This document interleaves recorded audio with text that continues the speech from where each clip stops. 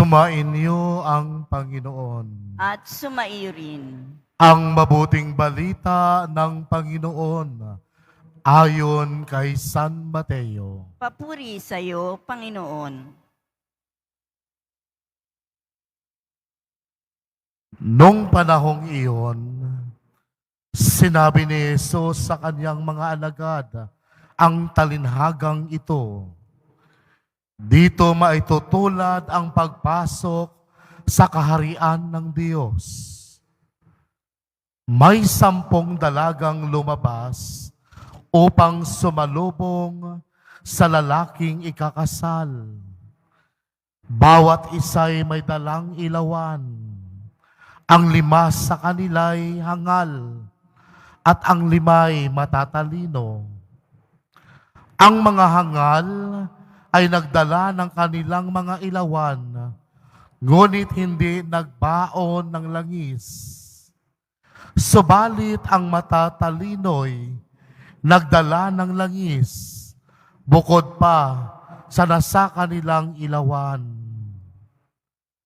Nabalam ng dating ang lalaking ikakasal, kaya't inantok silang lahat at nakatulog. Ngunit ng hating gabi na'y may sumigaw, narito na ang lalaking ikakasal, salubungin ninyo. Agad nagbangon ang 10 dalaga at inayos ang kanilang ilawan. Sinabi ng mga hangal sa matatalino, bigyan naman ninyo kami ng kaunting langis. Aandap-andap na ang aming mga ilawan. Baka hindi magkasya ito sa ating lahat. Tugon ng matatalino. Mabuti pa'y pumunta muna kayo sa nagtitinda at bumili ng para sa inyo. Kaya't lumakad ang 5 hangal na dalaga. Sa sandaling bumili sila, dumating ang lalaking ikakasal. Ang 5 nakahanda ay kasama niyang nakapasok sa kasalan at ipininid ang pinto. Pagkatapos, dumating naman ang 5 hangal na dalaga. Panginoon, papasukin po ninyo kami, sigaw nila. Ngunit tumugon siya, sinasabi ko sa inyo, hindi ko kayo nakikilala. Kaya magbantay kayo, sapagkat hindi ninyo alam ang araw ni ang oras. Ang mabuting balita ng Panginoon. Pinupuri ka namin, Panginoong Hesukristo. Magsiupo muna ang lahat. Isang mapagpalang araw po sa ating lahat at isang mapagpalang gabi po sa ating lahat dito sa loob at labas ng simbahan ng Quiapo. Meron tayong kasabihan. Sabi dito, ang patuloy na paghahanda ang susi sa tagumpay. Kung titingnan natin ito ay hindi lamang totoo sa makamundong buhay. Ngunit ito rin ay totoo sa ating espiritual na buhay. Sa Ebanghelyo natin ngayon, itinuturo sa atin na ating Panginoong Hesus ang walang hanggang kahandaan ay may halaga ng kaligtasan. Bawat mga disipulo, bawat mga tagasunod ni Kristo ay dapat laging handa na siya nasalubungin natin ang ating Panginoon. Sa tuwing siya ay darating, dapat mahanap natin si Jesus at dapat makita ni Jesus na tayo ay handa upang siya'y salubungin at tanggapin.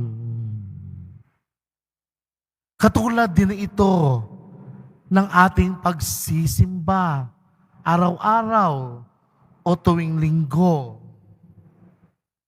Ang ating pagsisimba tuwing araw-araw o tuwing linggo ay isang paraan ng ating pakikipagtagpo sa ating Panginoong Hesus. Pero kung titingnan natin ang ating sarili, kapag tayo ay nagsisimba, handa ba tayong tanggapin ang ating Panginoong Hesus? O baka katulad din tayo ng 5 hangal na dalaga? Bakit? Kasi kung minsan, kapag tayo ay nasa loob na ng simbahan, kung saan-saan na, nakapokus ang ating atensyon. Kung minsan, preoccupied ang ating mga pag-iisip kung ano-ano ang pumapasok sa ating isip at kung ano-ano ang ating iniisip. Kaya minsan ang ating paghahanda na makadaong palad natin ang ating Panginoong Diyos sa banal na misa ay nawawala. Kasi kung anong iniisip natin kung anong ulam natin mamaya. O kaya iniisip natin ano kaya ang mangyayari mamaya. O ano yung mata natin kung saan-saan nakatingin. Instead mag-focus tayo sa ating pakipagtagpo sa ating Panginoong Diyos, tayo ay nawawala. Kaya may 3 elemento na dapat nating gawin sa ating paghahanda upang ating makadaong palad ang ating Panginoong Hesus. At ito dapat ang ating gagawin kapag tayo ay naghahanda. Ang unang paghahanda na dapat nating gawin, paghahanda na pinaplano natin ang ating mga layunin. Sa Ebanghelyo narinig natin ang matatalinong dalaga. Hindi lamang sila nagdala ng kanilang ilawan, bagos nagdala pa sila ng reserbang langis.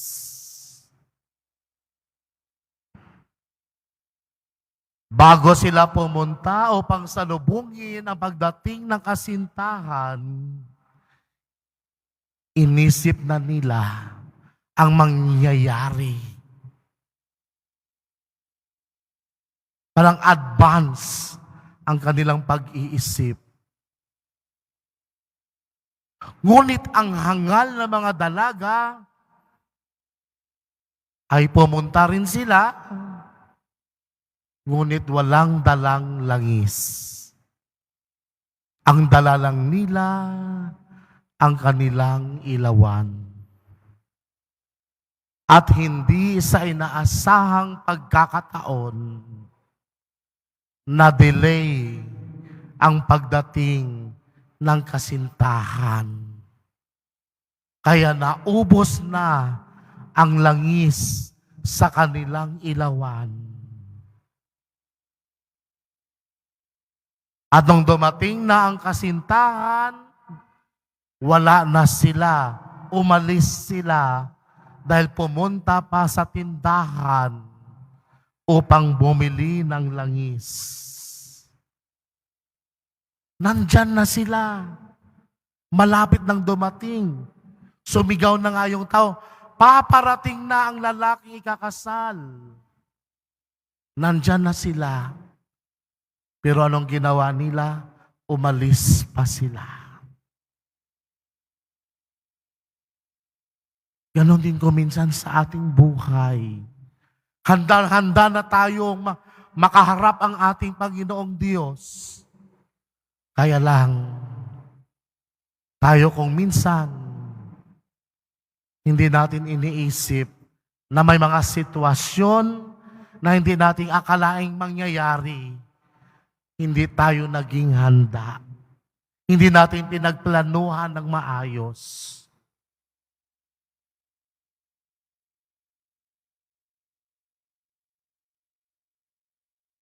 Ang ating paghahanda sa pagdating ng ating Panginoong Diyos, sa pagpasok natin sa kaharian ng Diyos, hindi tayo dapat maging kampante lamang sa kung anong mayroon tayo.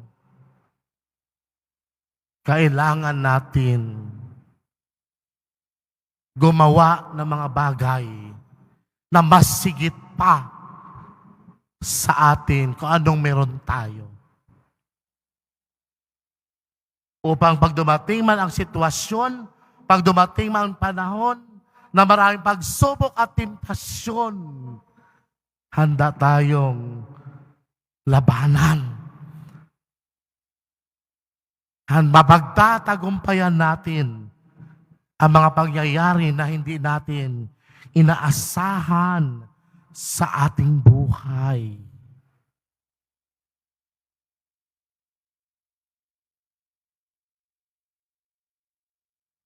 Kaya ang nangyayari, dahil hindi naging handa ang 5 hangal na babae, hinatulan sila ng Panginoon.